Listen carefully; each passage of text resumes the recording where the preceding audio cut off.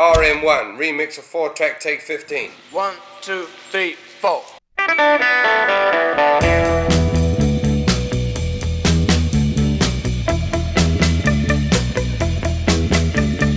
When you move in right up close to me, that's when I get the shakes all over me.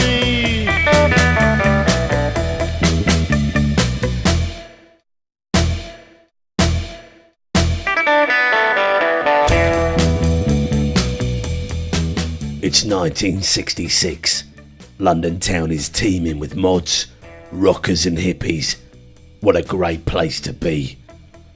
Welcome to Brit Pop.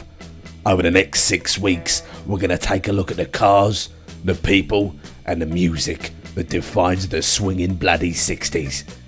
Episode 1, The Mini.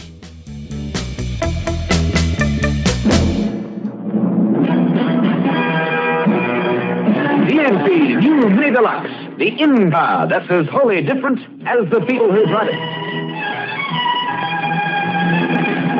I'm right. Man, there's a Mini out here. Mini Deluxe gives you exclusive hydroelastic suspension. It hosts on fluid. Monte Carlo winners Paddy Hopkirk and T-Bone Mackinnon like the exclusive East engine, front-wheel drive, and incredible handling. Cut it out, will you? It goes up and down. I know. Can we go now? Okay. I like it going up and down. I'm sure you do, my love. In 1959, a chap by the name of Sir Alec Isigonis cobbled together the first designs for BMC. Manufactured originally in Longbridge, Cowley and Sydney, Australia, the Mini was a huge success, and by August of '59 several thousands had already been produced, ready for sale. Now the Mini takes its name from an abbreviation of Minimus, which is the Latin for smallest. Now that explains why the ladies have called me Maximus from time to time. In the late 50s there was what they called the Suez crisis, and there was a shortage of oil, basically.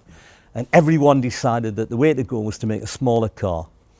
And Isigonis decided that he would design a small car, which obviously would be a people's car, but it needed to fit 4 people. It needed to have a boot so you could put your shopping in, or if you went away you could put your cases or what have you in the back. That's what you're driving. Now let's have a look at why you drive them. Girl,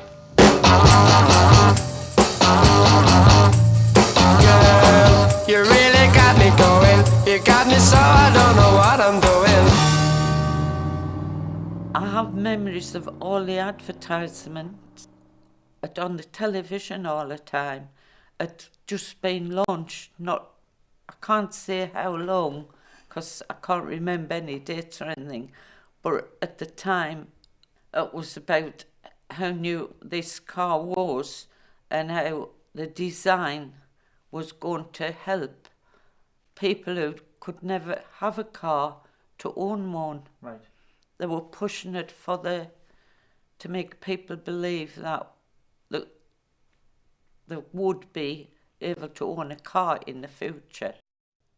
It was a very key economical car at the time, where petrol consumption was, you got many more miles than a bigger car would take you, and I think that was a reason why it was so popular. Yeah, that's great, love. Anyway, in the early 60s, the Mini became a rally superstar. About 1962, they decided that they would run, because the engine ran so well and the car went so well, they could run in a class, because at that time you didn't have open classes, you had actual classes of car.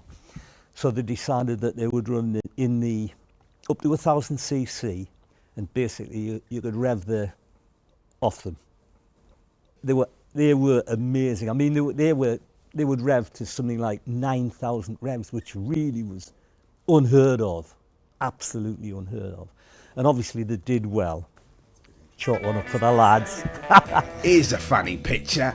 There's Paddy Hopkirk on the right with me on the left in my lovely glasses, and there's my Lisa in the background keeping the check down the road for us. Now the funny thing is about Paddy is that him and his co-driver, Henry Liddon, they still remain the only British crew to have won the Monte Carlo rally event, which is mighty bloody interesting. Now while we're on the subject of the continent, back in the day me and my mate Freddie got offered a job by this dodgy geezer, right? What he wanted us to do basically was go to the streets of Turin, right, nick a load of gold by creating a bit of havoc with a traffic jam and this and that and this and that. It all went out the window. Anyway, now basically, we went through with it, right? But the thing is, we're trying to come up with a name. Now, it was in Italy, right? It's a job. So I was like, we'll just call it the bloody Italian job, and then it's done, innit, really? So we did. Now, I know it sounds like I'm reading from a movie plotline or something, but I'm really not. Honest. They had to buy the cars from British Leyland dealers. The only concession they got was they didn't pay purchase tax on them. They got them at cost price. British Leyland weren't keen to have their cars. Fiat actually offered to supply cars to do the whole film.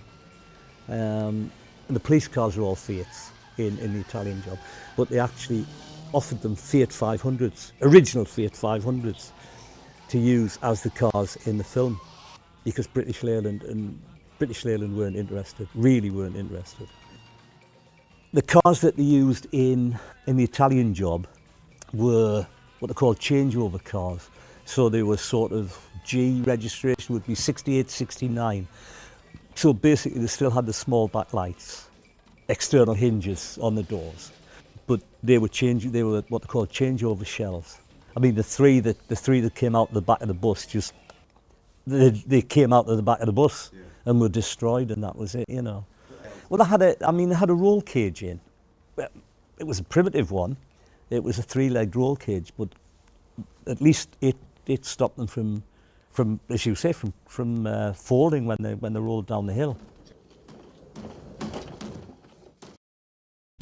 She loves you, yeah, yeah, yeah. Yeah, yeah, yeah, yeah. All this talking and information's all well and good, but as my mother used to say, shut up and watch the telly.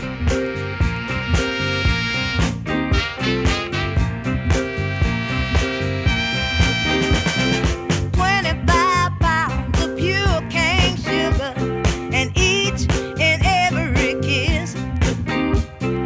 You wouldn't know what I'm talking about if you never had loving like this. I don't mean to be bragging. Take y'all, it's a natural fact. Good things come in small packages. You'll have to agree to that. Say you now I'm 99 pounds, a natural bone goodness, y'all. 99 pounds or so. Say you now I'm 99 pounds, a natural bone goodness, y'all. 99 pounds or so.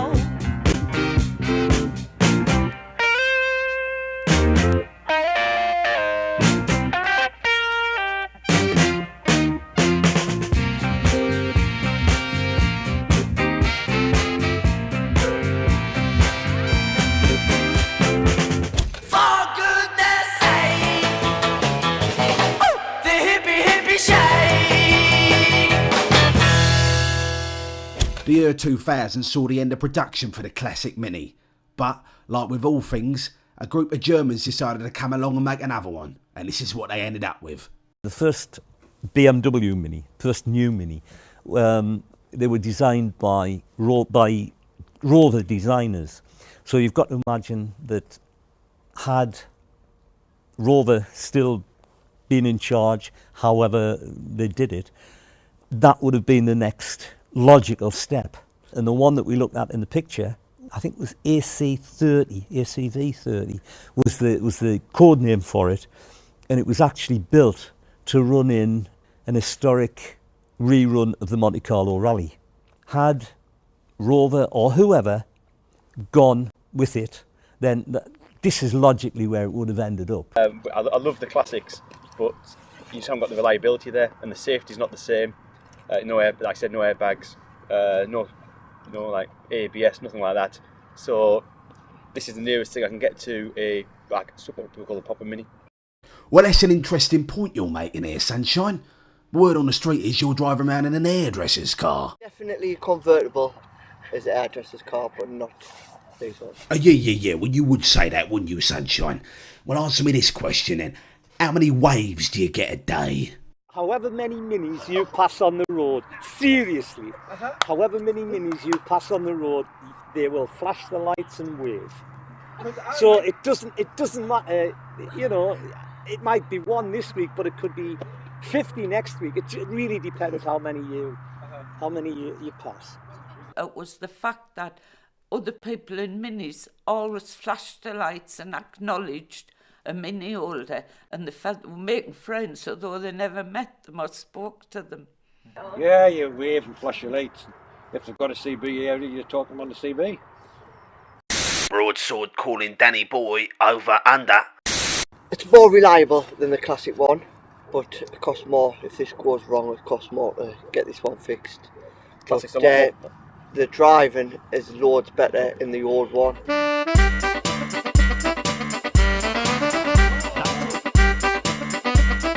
Like say, people wave and acknowledge you. Where these ones, you get the odd one that would wave and acknowledge, but as far as they're concerned, it's a BMW. It's always going to be the classic. Always will.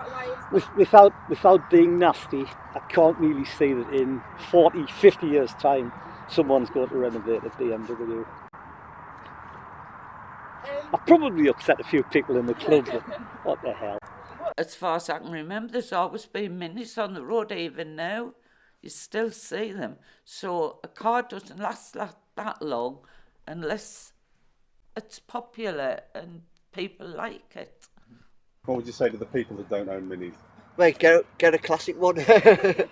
use this one for just messing about in, but the classic one for the runs out, you just kind of, because that many actually runs out that other clubs have, and they do look nice when they're on the road, all the classics together. So you're driving an icon, driving a British icon. Nobody will ever know how this car has changed my life. So there you have it. It's a classic and you can't deny it.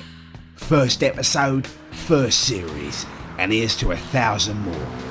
Join us next time for more Brit Pop.